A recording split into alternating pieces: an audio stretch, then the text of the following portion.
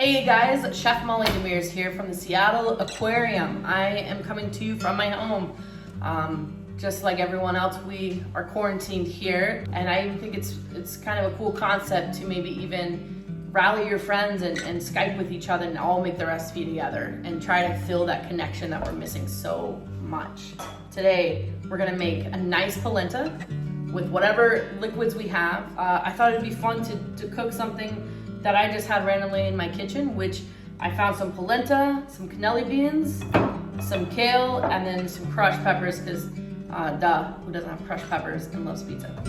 The great thing about cooking is there are no rules, right? That's the reason why I started cooking. I could not bake. It was so precise. With cooking, it's what you have. It's what's around you, and cats as well. It's what you have. So whatever I have in my fridge, I think my girlfriend has some half and half for her coffee. We'll use that as the liquid for the polenta. The goal is to make a meal, then take the leftovers and show you how to utilize it as well. I love this dish because you can literally just find anything that you have. Like I said, I had kale, some cannelli beans, and some chili flakes. What we're gonna do is make a really creamy polenta. Now, again, the ratio is 1:4, meaning 1 part polenta, dry polenta, 4 part liquid. You can use cream, you can use chicken stock, you can use water, you can use anything that you have. That's why I love this recipe, because it literally doesn't require things. In 1 saucepan, you're gonna get it very hot and you're gonna drop your greens. Now, I love kale for multiple reasons. 1, because it's fun to say, kale, kale, kale. I don't know, it's just a fun word to say. But it's a leafy, dark green, so it can hold its strength for a while, meaning it has a long shelf life. And I love lettuce that has a long shelf life. With darker greens, you're gonna wanna cook them longer. With spinach, you wanna cook them a little bit lighter, shorter cooking temp. So for kale, we're gonna start with that.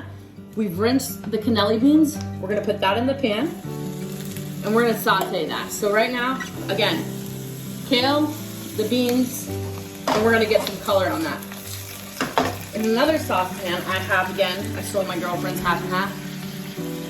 We've got that. We're just gonna get it to a simmer.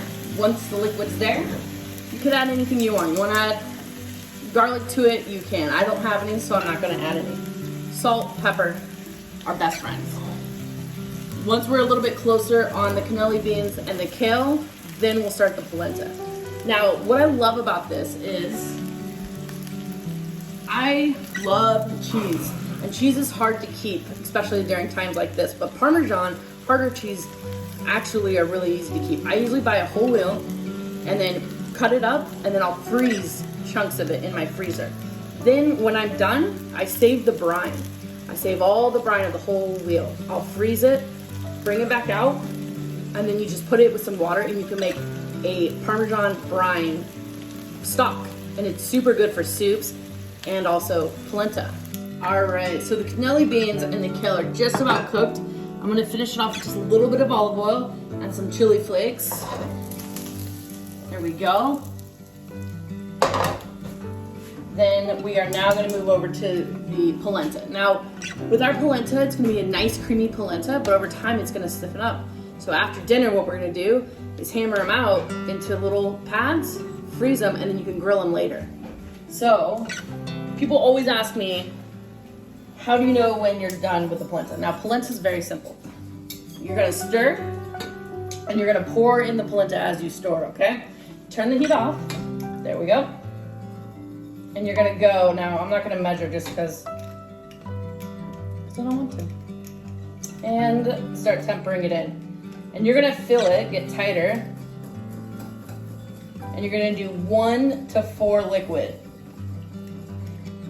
There we go. There's even magic in quarantine home videos with your cell phone. We're gonna pretend that was exact measurements. All right, there we go. Once you poured it in, you just keep stirring, and you're gonna feel it thicken up. That means it's starting to cook. All right, then when you feel like it's just about there, you wanna add your cheese. Again, if you don't have cheese, it's okay. You don't have to add it. I, again, always have a chunk of Parmesan, so I just, on a microplane, shredded that, and I'm just gonna go right into it. And that's gonna be great. And what you're looking for is a nice consistency There we go. We're gonna hit it with some salt. And oh, I'm like such a purist when it comes to seasoning, salt and pepper. There really, I feel, is a big difference between fresh cracked pepper, and it's actually holds a lot more in your kitchen as peppercorns. All right, once we're done, we're gonna go straight to serve. So when it comes to plating, obviously, we're not entertaining guests, but I haven't worn pants in about a week, and sometimes putting a pair of pants on reminds me that, okay, I'm still human. I'm okay to not eat out of a cardboard box anymore and things like that. So sometimes I do plate. And if you're going to, what you're gonna do is just take your polenta, put it right in the middle of anything you want. I'm gonna do a skillet. Plus I'm trying to score brownie points with my girlfriend. We still try to interact as a couple at this level of quarantine. Then you're gonna take that nice cannelli beans that you cooked and put it right in the center of that. Obviously, we're just eating for two, so it's a much smaller portion. Typically when I do this, it fills a whole pan, but enjoy. Again, I really, really encourage you to send this link to your friends and you guys cook this recipe together and kind of talk about what you're going through. Thank you guys again. Enjoy, grab something to drink, and try this out.